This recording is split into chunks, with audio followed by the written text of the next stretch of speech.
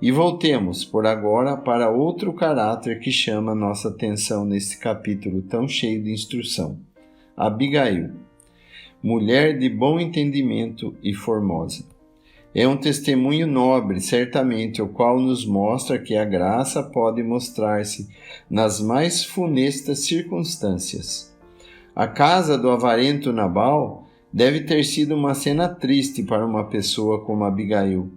Porém, ela esperou em Deus e, como teremos ocasião de ver, não foi desapontada. O caso dessa mulher notável é cheio de ânimo e instrução para todos aqueles que possam encontrar-se embaraçados e estorvados por ligações inevitáveis. Para estes, a história de Abigail diz-lhes, abre aspas, sede pacientes e esperai em Deus. Não vos julgueis livres de uma oportunidade de dar testemunho. Fecha aspas. O Senhor pode ser glorificado por sujeição humilhante e dará certamente alívio e vitória no final. De certo, muitos poderão ter que se censurar por terem procurado tais ligações ou feito tais contatos, mas mesmo assim, se a loucura e o mal forem realmente sentidos, confessados e julgados perante Deus, e a alma posta numa atitude de completa sujeição, o fim será de paz e bênção. Em Abigail vemos uma pessoa que foi com efeito usada para corrigir uma personagem como Davi. Pode ser que a sua vida, até o momento em que o historiador sagrado nos-la apresenta, tivesse sido aprovada por muita coisa que era penosa e difícil. De fato, dificilmente poderia ter sido de outra maneira, visto que estava ligada a uma pessoa como Nabal. Todavia, o tempo trouxe à luz a graça que havia nela. Ela havia sofrido em silêncio e estava agora prestes a ser elevada a uma posição invulgar. Muitos poucos haviam visto o seu serviço paciente, mas muitos viram a sua exaltação. O fardo que ela tinha transportado em segredo ia ser largado diante de muitas testemunhas. A preciosidade do serviço de Abigail não consistiu em ter salvo Nabal da espada de Davi, mas sim em evitar que Davi cingisse a sua espada. Abre aspas. E disse Davi, na verdade que em vão tenho guardado tudo quanto este tem no deserto, e nada lhe faltou de tudo quanto tem, e ele me pagou mal por bem. Fecha aspas. Esta maneira de falar era terrível. Davi deixava precipitadamente o lugar de dependência de Deus, o único lugar feliz e santo. Nem tampouco o fazia em favor da congregação do Senhor. Não, era para se vingar daquele que o havia tratado mal. Triste erro. Felizmente para ele, havia uma Abigail na casa de Nabal, que estava prestes a ser usada por Deus para o impedir de tratar um doido segundo a sua loucura. Era isso que precisamente que o inimigo queria. O egoísmo de Nabal foi usado por Satanás para enredar Davi, e Abigail foi o instrumento de Deus para o libertar. É sempre bom quando o homem de Deus pode detectar a obra de Satanás. Para poder fazê-lo, ele precisa estar muito tempo na presença de Deus, porque só na sua presença pode encontrar luz e poder espiritual para o habilitar a lutar com um tal inimigo. Quando está fora de comunhão com o Senhor, a alma torna-se distraída por olhar para causas secundárias e agentes inferiores da mesma maneira que Davi foi distraído, olhando para Nabal. Se ele tivesse visto o assunto com calma na presença de Deus, não teríamos as palavras, abre aspas, em vão tem guardado tudo quanto este tem no deserto, fecha aspas. Ele teria, então, deixado para trás este, entregue a si próprio. A fé dá verdadeira dignidade ao caráter e superioridade sobre as circunstâncias mesquinhas desta cena passageira. Aqueles que se conhecem a si próprios como estrangeiros e peregrinos na terra, lembrar-se-ão que as tristezas, bem como as alegrias desta vida, são evanescentes, e não se deixarão dominar desordenadamente, nem por uma coisa nem por outra. Passa, está escrito, em cada coisa. O homem de fé deve, portanto, olhar para cima e para frente. Bom, Abigail, pela graça de Deus, libertou Davi das influências infelizes do presente, conduzindo a sua alma ao futuro. Aprendemos isto com as suas palavras excelentes, abre aspas. Vendo, pois, Abigail a Davi, apressou-se e desceu do jumento e prostrou-se sobre o seu rosto diante de Davi e se inclinou à terra. E lançou-se aos seus pés e disse: Ah, Senhor meu, minha seja a transgressão, deixa, pois, falar a tua serva aos seus ouvidos, e ouve as palavras da tua serva. Meu Senhor, agora não faça esse homem de Belial a saber. Nabal, impressão no seu coração, porque tal é ele, qual é o seu nome. Nabal é o seu nome, e a loucura está com ele. E eu, tua serva, não vi os mancebos de meu senhor que enviaste. Agora, pois, meu senhor, vive o Senhor e vive a tua alma, que o Senhor te impediu de vires com sangue e de que a tua mão te salvasse. E agora tais quais Nabal sejam os teus inimigos e os que procuram mal contra meu senhor. Porque certamente fará o Senhor casa firme ao meu senhor. Porque o meu senhor guerreia as guerras do Senhor, e não se tem achado mal em ti por todos os teus dias. E levantando-se algum homem para te perseguir e para procurar a tua morte, então a vida de meu senhor será atada no feixe dos que vivem com o Senhor teu Deus. Porém, a vida de teus inimigos se arrojará ao longe, como do meio do côncavo de uma funda. E há de ser que, usando o Senhor com o meu Senhor, conforme a todo o bem que já tem dito de ti, e te tiver estabelecido chefe sobre Israel, então meu Senhor não te será por tropeço, nem por pesar no coração o sangue que sem causa derramaste, nem tampouco o haver-te salvado, meu Senhor, a si mesmo. E quando o Senhor fizer bem a meu Senhor, lembra-te então da tua serva. Fecha aspas. Não podemos imaginar nada mais tocante que essas palavras. Cada palavra está calculada a tocar o coração. Ela chama a atenção de Davi para o mal de se vingar de Nabal, a maldade e a loucura da sua vingança. E lembra-lhe a sua própria ocupação, isto é, guerreia as guerras do Senhor. Isso deve tê-lo feito compreender as circunstâncias humilhantes em que Abigail o veio encontrar, apressando-se para guerrear a sua própria guerra. Contudo, podemos notar que o ponto principal nas suas palavras é a referência ao futuro. Certamente fará o Senhor casa firme ao meu Senhor.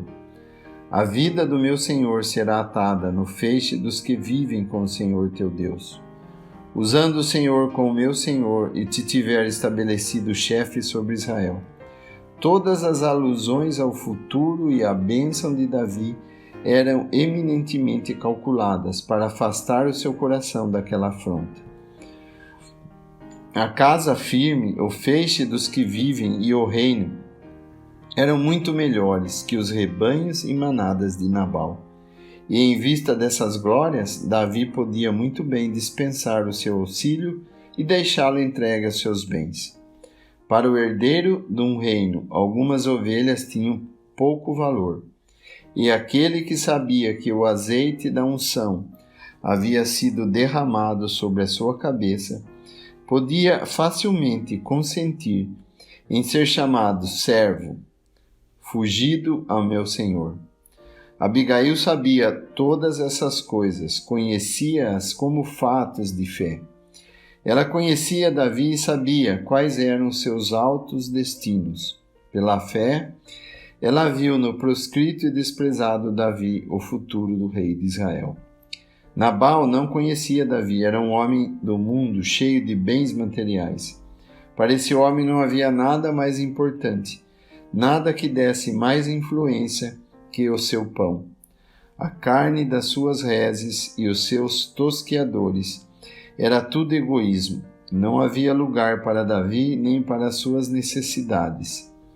Isto era de esperar de uma pessoa como Nabal, mas certamente não era próprio que Davi descesse ao seu lugar, elevado para se prender com um pobre mundano. Quanto às suas possessões temporais, não, o reino devia ter enchido a sua visão e ocupado os seus pensamentos, e levantado o seu espírito acima de todas as influências. Considerai o próprio mestre na sala da audiência de um pobre verme, criação das suas próprias mãos.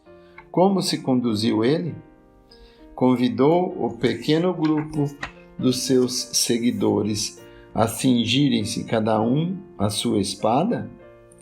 Disse do homem que se atreveu a sentar-se como seu juiz, abre aspas, em vão tenho dado a este tudo que ele é e tudo quanto tem? Não. Ele olhou para além e acima de Pilatos, de Herodes e dos príncipes dos sacerdotes, dos escribas, e pôde dizer, abre aspas, não beberei eu o cálice que o Pai me deu? Fecha aspas. Isto manteve o seu coração tranquilo, enquanto que ao mesmo tempo ele podia olhar para o futuro e dizer, desde agora, vereis o Filho do Homem assentado à direita do poder de Deus e vindo sobre as nuvens no céu. Marcos 14, 62 e Lucas 22, versículo 69. Nestas palavras do Senhor Jesus podemos ver poder verdadeiro sobre as coisas temporais. O reino milenial, com todos os seus gozos incontáveis, com as suas profundidades e alturas de glória, brilhando à distância com luz e brilho eternos, e o olhar do homem de dores descansando sobre ele, nessa hora, quando os escárnios e zombaria, os insultos e a censura de pecadores culpados caíram sobre a sua bendita pessoa. Prezado leitor, Cristo é o nosso modelo. Assim nós devemos aceitar as tribulações e dificuldades, críticas, maledicência, difamações e desprezo deste tempo presente. Devemos ver tudo à luz das palavras. Abre aspas, desde agora, fecha aspas. A nossa leve tribulação, diz um sofredor eminente, que é momentânea e produz para nós um peso eterno de glória muito excelente. 2 Coríntios 4,17. E o Deus de toda a graça, que em Cristo Jesus vos chamou à sua glória, depois de haverdes padecido por um pouco, Ele mesmo vos aperfeiçoará, confirmará, fortificará e fortalecerá. 1 Pedro 5,10. Abre aspas. Ó nécios e tardos de coração, para crer tudo o que os profetas disseram. Porventura não convinha que o Cristo padecesse essas coisas e entrasse na sua glória? Fecha aspas. Lucas 24, versículos 25 e 26. Sim, o sofrimento vem primeiro e a glória depois. E todo aquele que procurar com suas próprias mãos libertar-se do fio do sofrimento e da aflição do tempo presente, dá provas de que o reino não enche todo o espaço da sua alma, que o agora exerce mais influência nele do que o desde agora. Como devíamos bendizer a Deus por nos ter dado uma visão de glória nos séculos vindouros. Como esta visão nos habilita a seguir com passo alegre nosso caminho escabroso através desse deserto espiritual que é o mundo. como ela nos eleva acima das coisas que absorvem os filhos desse mundo. Possamos nós experimentar mais e mais a realidade desta verdade, à medida que vamos passando por este vale de lágrimas. Na verdade, o coração enfraquece e o espírito desfalece.